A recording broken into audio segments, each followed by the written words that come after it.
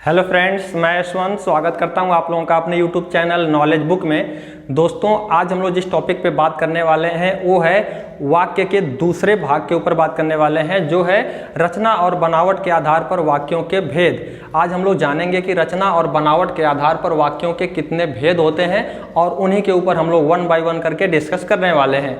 दोस्तों, इससे पहले जो हम लोगों ने पढ़ा था वाक्य का कि अर्थ के आधार पर वाक्यों के कितने भेद होते हैं, तो हम लोगों ने पढ़ा था कि अर्थ के आधार पर वाक्यों के 8 भेद होते हैं और उन 8 भेदों को हम लोगों ने वन बाय वन करके पढ़ने की कोशिश की थी और जानने की कोशिश की थी कि अर्थ के आधार पर वाक्यों के कितने भेद होते हैं और वो कौन कौन से होते हैं। आज हम लोग बात करेंगे रचना और बनावट के आधार पर वाक्यों के भेद के बारे में। दोस्तों, इससे पहले कि हम लोग ये टॉपिक स्टार्ट करें, पहले देख लेते हैं कि वाक्य क्या होता है और वाक्यांश क्या होते हैं। जैसा यहाँ पे लिखा गया है कि 2 या 2 से अधिक शब्दों के सार्थक समूह को जिससे एक अर्थ निकलता है वाक्य कहलाता है।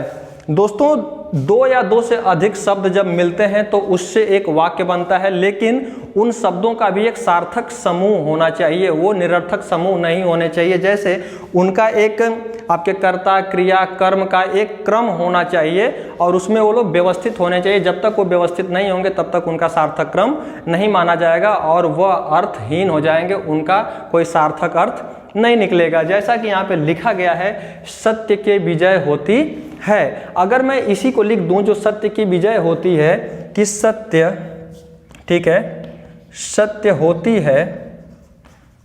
है विजय की, तो यह क्या है? यह अभी एक शब्द है, यह अभी एक वाक्य है, लेकिन सार्थक समूह वाला वाक्य नहीं है, इसलिए इसको बोला जाता है कि यह हमारा गलत है। यह वाक्य तो है, यह पद तो है, सार्थक समूह तो है, लेकिन यह वाक्य नहीं माना जाएगा क्योंकि इसका कोई अर्थ नहीं निकल रहा है। जिसका अर्थ निकले वही क्या कहलाता है?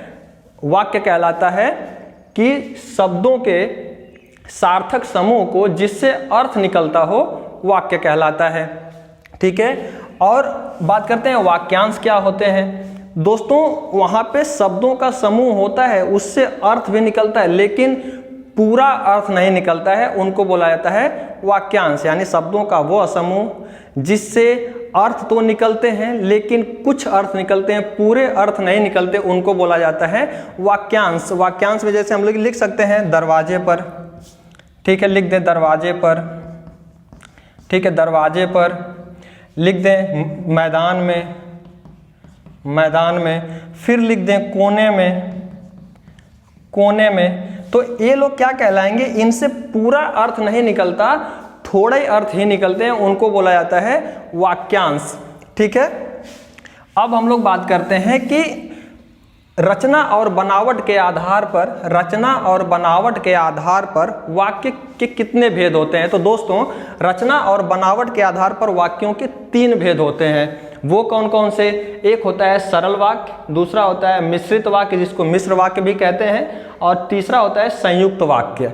अब हम लोग एक एक के ऊपर डिस्कस करते हैं कि सरल वाक्य क्या होता है, मिश्रित वाक्य या मिश्र वाक्य क्या होता है, या फिर संयुक्त वाक्य क्या होता है। दोस्तों, आप लोगों को बता दें, एक होता है उद्देश्य, ठीक है, और एक होता है विधेय। ठीक है, एक होता है उद्देश्य और एक होता है विधेय। उद्देश्य के ठीक है, उद्देश्य के अंतर्गत कौन कौन से आते हैं? ये आते हैं कर्ता, ठीक है, या फिर लिख सकते हैं संज्ञा, सर्वनाम और विशेषण। ये लोग आते हैं उद्देश्य के अंतर्गत। और विधेय के अंतर्गत आती है क्रिया। क्या आती है? क्रिया। तो अब हम बोल सकते हैं सरल वाक्य के लिए कि सरल वाक्य क्या होते हैं। तो दोस्तों, जहां पे एक उद्देश्य और एक विधेय हो, ठीक है, जिस वाक्य में एक उद्देश्य और एक विधेय होता है वो कहलाता है सरल वाक्य। जिस वाक्य के अंदर एक, ठीक है, या तो संज्ञा हो, सर्वनाम हो, या फिर विशेषण हो, और एक ही क्या हो? क्रिया हो, उसको बोला जाता है सरल वाक्य। उदाहरण के तौर पे देख लेते हैं। उदाहरण के लिए क्या देख लें कि मोहन जाता है। देखिए, एक तो संज्ञा हो गई और एक ही क्या है? क्रिया है, इसमें एक संज्ञा और एक क्रिया है, इसलिए ये होता है आपका सरल वाक्य। उसके बाद दूसरा उदाहरण ले लूं मैं कि राम खाता है, या फिर तीसरा ले लूं कि मैं सोता हूं, मैं सोता हूं। अगर ऐसे वाक्य आ जाएं जहां पे एक आपका एक उद्देश्य हो और एक क्रिया हो तो वो लोग होते हैं सरल वाक्य, और वो सरल वाक्य की श्रेणी में आते हैं। ऐसे दोस्तों कंपटीशन एग्जाम में बहुत सारे सवाल आते हैं जिसमें पूछ देता है, एक वाक्य दे देगा, पूछ देगा आपसे कि यह सरल वाक्य है, मिश्र वाक्य है, या फिर संयुक्त वाक्य है, या फिर इनमें से कोई नहीं। तो आपको एक ट्रिक करना पड़ता है। तो अगर आप लोग एक कॉन्सेप्ट अगर आप सीख लेते हैं तो कोई भी क्वेश्चन आपके कंपटीशन एग्जाम के गलत नहीं होने वाले हैं। और हर एक कंपटीशन एग्जाम में एक सवाल, दो सवाल ऐसे वाक्यों से पूछ ही देता है। या तो पूछ देगा कि वाक्यों के भेद कितने होते हैं, रचना और बनावट के आधार पर वाक्यों के कितने भेद होते हैं, अर्थ के आधार पर कितने भेद होते हैं, या फिर कोई वाक्य दे देगा और उसको आपको पहचानना पड़ेगा कि यह मिश्र वाक्य है, संयुक्त वाक्य है, या फिर सरल वाक्य है। तो चलिए, मुझे उम्मीद है कि आप लोगों को सरल वाक्य समझ में आ गए होंगे कि जिसमें एक विधेय और एक उद्देश्य होता है, वो होता है सरल वाक्य। अब हम लोग बात कर लेते हैं मिश्र वाक्य के बारे में। दोस्तों, जो मिश्र वाक्य होते हैं, जब किसी वाक्य में एक उद्देश्य होता है, जब किसी वाक्य में एक उद्देश्य होता है और दो क्रियाएं होती हैं, यानी दो विधेय होते हैं, वो होता है मिश्र वाक्य। और उसमें से जो दूसरा विधेय होगा वो पहले विधेय के ऊपर क्या होगा, आश्रित होगा। यहाँ पे लिखा गया है कि जिस वाक्य में एक उद्देश्य और दो विधेय हों, और यहीं पे बढ़ा लीजिए कि दूसरा विधेय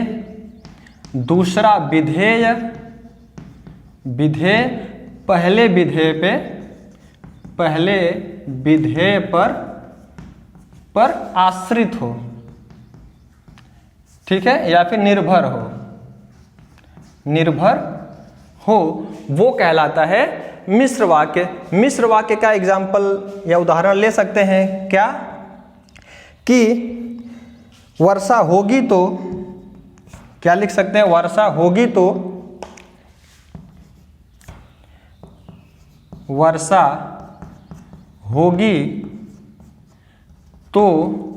फसल अच्छी होगी,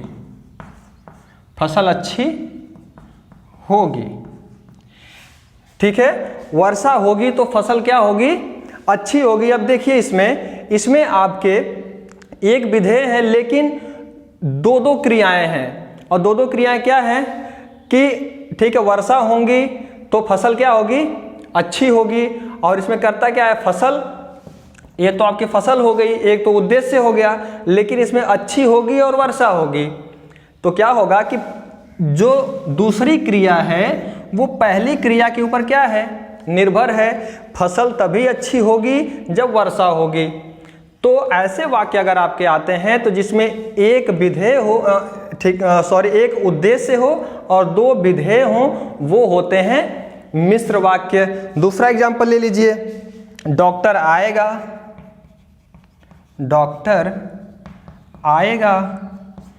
तो दवा मिलेगी। दवा कब मिलेगी, जब डॉक्टर आएगा। ये तो आपका हो गया उद्देश्य, और ये दोनों हो गए आपके विधेय, और ये भी हो गया विधेय, ठीक है। तो ये दूसरा विधेय जो है वो पहले विधेय के ऊपर क्या है, निर्भर है, कि डॉक्टर आएगा तो हमको दवा क्या होगी, मिलेगी। तो ऐसे होते हैं मिश्र वाक्य। एक दो एग्जाम्पल और ले लीजिए इसके, क्या हो सकते हैं, पिताजी पैसे देंगे, ठीक है, पिताजी पैसे देंगे तो किताब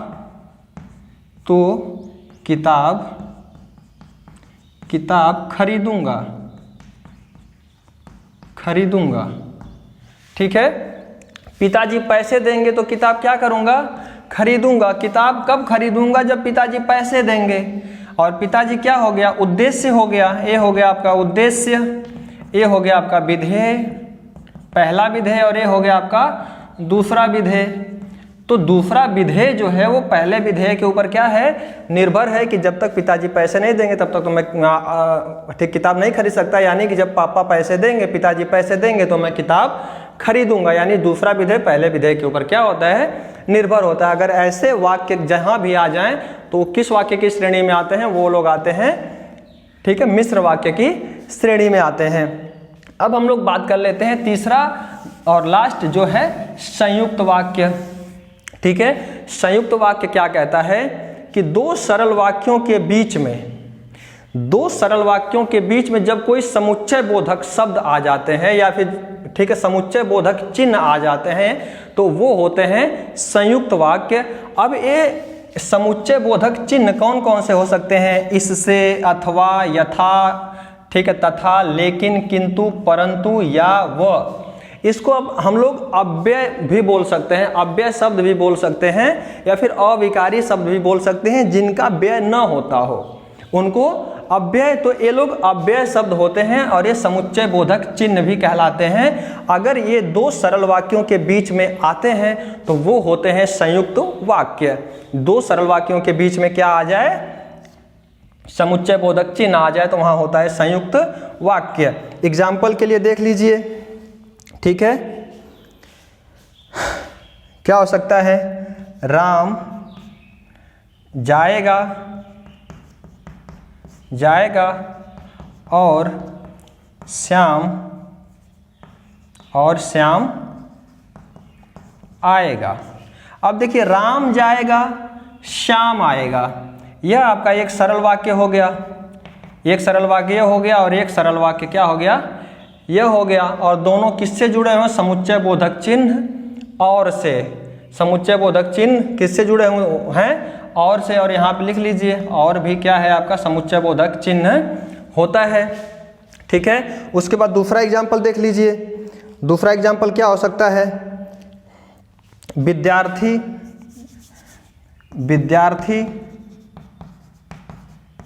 विद्यालय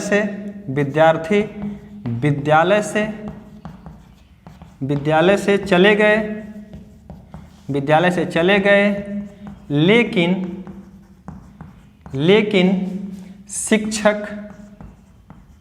शिक्षक विद्यालय में हैं। ठीक है, देखिए जो विद्यार्थी हैं वो विद्यालय से चले गए, विद्यार्थी विद्यालय से चले गए, शिक्षक विद्यालय में हैं। यह दोनों क्या है, सरल वाक्य है। इन दोनों को जोड़ कौन रहा है, लेकिन। तो दो सरल शब्दों के बीच में यह क्या आ गया, एक समुच्चय बोधक चिन्ह आ गया, तो ये हो जाएंगे आपके संयुक्त वाक्य। उसके बाद एक ले लीजिए एग्जाम्पल, ठीक है,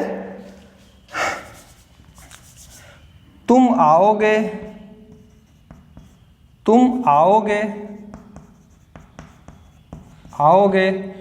तो मैं जाऊंगा,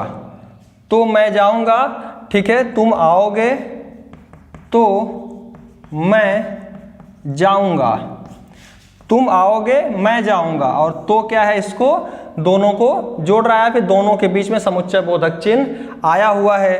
उसके बाद और भी कोई लिख सकते हैं आप लोग, क्या बोल दें कि राम खाना खाएगा लेकिन श्याम भूखा, या फिर श्याम सोएगा। राम खाएगा लेकिन श्याम सोएगा, तो यह एक सरल वाक्य हो गया, यह एक सरल वाक्य हो गया और दोनों को जोड़ दिया।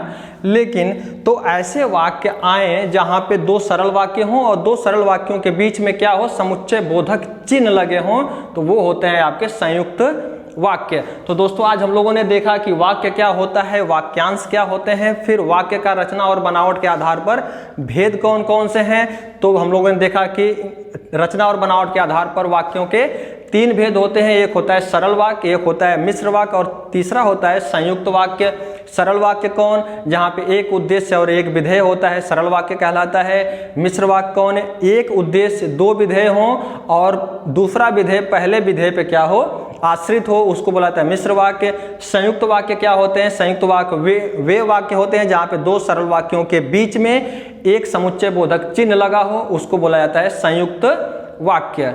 दोस्तों मुझे उम्मीद है कि ये वीडियो आप लोगों को पसंद आया होगा। अगर ये वीडियो आप लोगों को पसंद आ रहा है तो इन वीडियोस को अपने दोस्तों के साथ शेयर करना बिल्कुल ना भूलें। और हाँ, जिन दोस्तों ने अभी तक इस चैनल को सब्सक्राइब नहीं किया है तो मैं उनसे रिक्वेस्ट करूंगा कि आप इस चैनल को सब्सक्राइब कर दें, लाइक कर दें, ठीक है, और बेल आइकन को जरूर प्रेस कर दें, जिससे हमारी आने वाली वीडियोस की नोटिफिकेशन आप तक बहुत ही आसानी से पहुंचती रहे। आप लोगों का वीडियो में अंत तक बने रहने के लिए बहुत बहुत धन्यवाद।